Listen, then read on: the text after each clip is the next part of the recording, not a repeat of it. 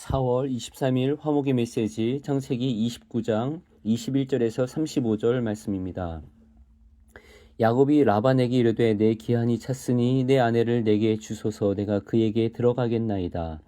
라반이 그곳 사람을 다 모아 잔치하고 저녁에 그의 딸 레아를 야곱에게로 데려가매 야곱이 그에게로 들어가니라. 라반이 또 그의 여종 실바를 그의 딸 레아에게 시녀로 주었더라. 야곱이 아침에 보니 레아라. 라반에게 이르되 외삼촌이 어찌하여 내게 이같이 행하셨나이까? 내가 라헬을 위하여 외삼촌을 섬기지 아니하였나이까? 외삼촌이 나를 속이시면 어찌 됨이니까? 라반이 이르되 언니보다 아우를 먼저 주는 것은 우리 지방에서 하지 아니하는 바이라. 이를 위하여 7일을 채우라. 우리가 그도 네게 주리니 내가 또 나를 7년 동안 섬길지니라. 야곱이 그대로 하여 그 7일을 채우매 라반이 딸 라헬도 그에게 아내로 주고 라반이 또 그의 여종 빌하를 그의 딸 라헬에게 주어 시녀가 되게 하매 야곱이 또한 라헬에게로 들어갔고 그가 레아보다 라헬을 더 사랑하여 다시 7년 동안 라반을 섬겼더라. 여호와께서 레아가 사랑받지 못함을 보시고 그의 태를 여셨으나 라헬은 자녀가 없었더라. 레아가 임신하여 아들을 낳고 그 이름을 르우벤이라 하여 이르되 여호와께서는 나의 괴로움을 돌보셨으니 이제는 내 남편이 나를 사랑하리로다 하였더라. 그가 다시 임신하여 아들을 낳고 이르되 여호와께서 내가 사랑받지 못함을 들으셨으므로 내게 이 아들도 주셨도다 하고 그의 이름을 시므온이라 하였으며 그가 또 임신하여 아들을 낳고 이르되 내가 그에게 새 아들을 낳았으니 내 남편이 지금부터 나와 연합하리로다 하고 그의 이름을 레위라 하였으며 그가 또 임신하여 아들을 낳고 이르되 내가 이제는 여호와를 찬송하리로다 하고 이로 말미암아 그가 그의 이름을 유다라 하였고 그의 출산이 멈추었더라. 아멘. 야곱은 태어날 때부터 속이는 자였습니다. 형의 발 뒤꿈치를 붙잡고 나왔다 해서 이름도 야곱입니다. 붙잡는 자, 속이는 자였습니다. 그리고 그는 이름대로 살았습니다. 배고프니 형에게 팥죽 그릇을 한 그릇을 팔아 장자의 명분을 빼앗았습니다. 눈이 어두운 늙은 아버지를 속였습니다. 털옷을 입고 내가 에서입니다 라며 거짓말을 했습니다. 아버지의 무릎에 엎드려 아버지 눈물을 쏟게 했습니다. 형 에서는 아버지여 내게 축복하소서 라고 울부짖었지만 이미 늦었습니다. 속이던 자 그것이 야곱이었습니다. 그런데 창세기 29장에서 오늘 본문에서 야곱은 자기보다 더한 사람을 만납니다. 외삼촌 라반입니다. 야곱은 라헬을 사랑했습니다. 너무나 사랑했습니다. 그래서 성경은 이렇게 말하죠. 야곱이 라헬을 위하여 7년 동안 라반을 섬겼으나 그를 사랑하는 까닭에 7년을 며칠같이 여겼더라. 7년이 바로 며칠처럼 지나갔다고 합니다. 7년이 지난 후 결혼식이 있었고 잔치가 있었고 신방이 차려졌습니다. 그러나 새벽이 밝아왔을 때 그의 옆에 있는 여인은 라헬이 아니라 레아였습니다. 아침에 보니 레아라. 그는 라반에게 따집니다. 외삼촌이 어찌하여 내게 이같이 행하셨나이까? 나를 어찌하여 속이셨나이까? 바로 그 말입니다. 평생 남을 속이던 자의 입에서 이 말이 나오고 있습니다. 형 에서가 답답해하며 분노 가운데 외쳤던 말, 그의 아버지 떨며 물었던 말이 이제는 야곱의 입술에서 나오고 있습니다. 속이던 자가 속임을 당합니다. 그리고 7년을 또 더 일해야 했습니다. 7년, 그리고 또한 7년, 14년의 세월이 그 속임수 속에 지나갔습니다. 물론 그 이후로도 6년을 더 보냅니다. 야곱은 이제 알게 되었습니다. 속는 자의 심정을, 그리고 배신당한 자의 원통함을 말입니다. 하나님은 야곱을 그렇게 만지셨습니다. 책망하지 않으시고 그에게 같은 자리를 경험하게 하셨습니다. 야곱은 거기에서 부서지고 있었습니다. 이 이야기에 또 한 사람이 있습니다. 레아입니다. 레아는 어땠습니까? 아버지의 거래에 이용되었습니다. 자기의 의지 없이 그 신방에 들여보내졌습니다. 새벽이 밝자마자 남편의 실망한 눈빛을 받아야 했습니다. 성경은 이렇게 말합니다. 여호와께서 레아가 사랑받지 못함을 보시고 하나님께서 직접 이렇게 말씀하십니다. 사랑받지 못한 자, 사랑받지 못함을 보시고 그것이 레아의 모습이었습니다. 레아는 사랑받기 위해 아들을 낳습니다. 아들의 이름 하나하나에 그의 눈물이 새겨져 있습니다. 르우벤, 여호와께서 나의 괴로움을 돌보셨으니 이제는 내 남편이 나를 사랑하리로다. 이제는 사랑받겠지.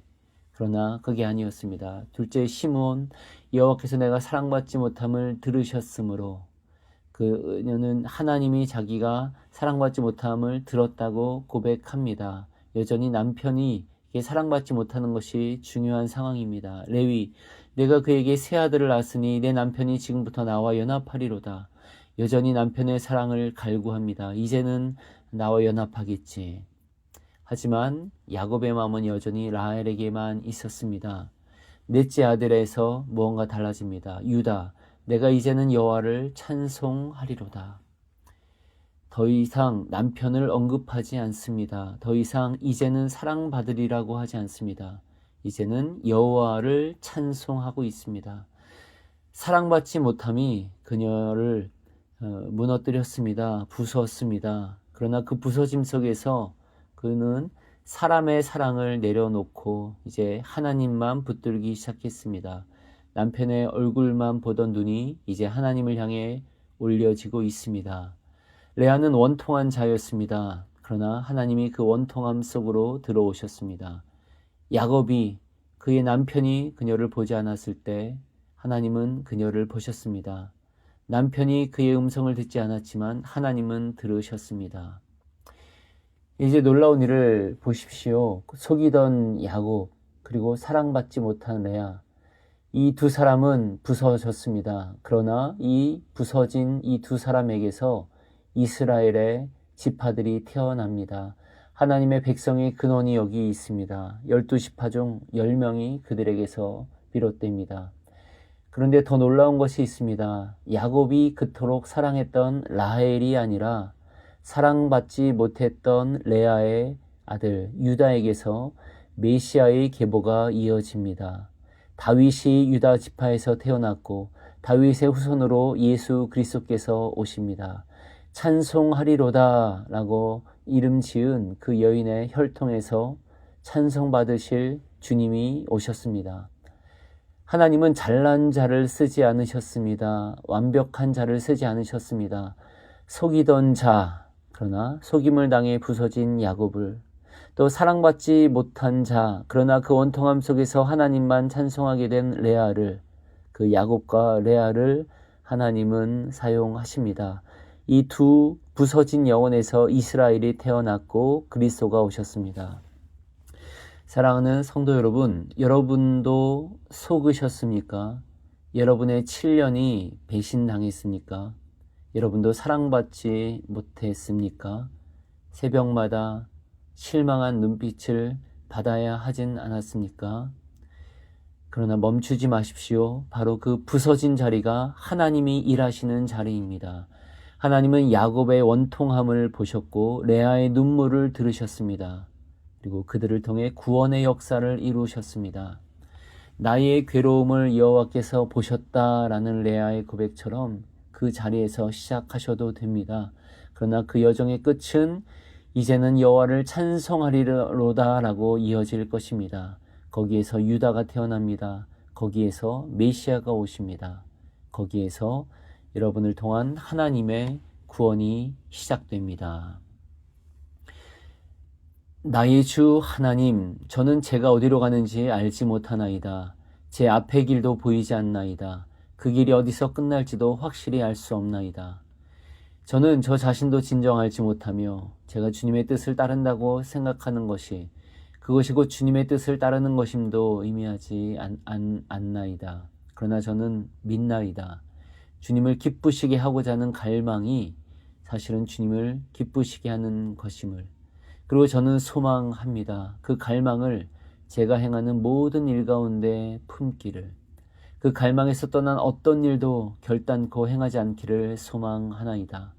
제가 그렇게 행한다면 비록 제가 그것에 대해 아무것도 알지 못한다 할지라도 주님께서 저를 바른 길로 인도하실 줄 알고 있습니다.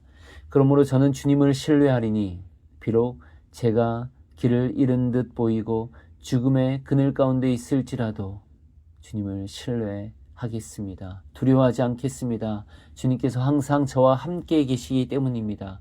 결단코 저를 홀로 위험에 직면하도록 버려두지 아니하실 것입니다. 아멘.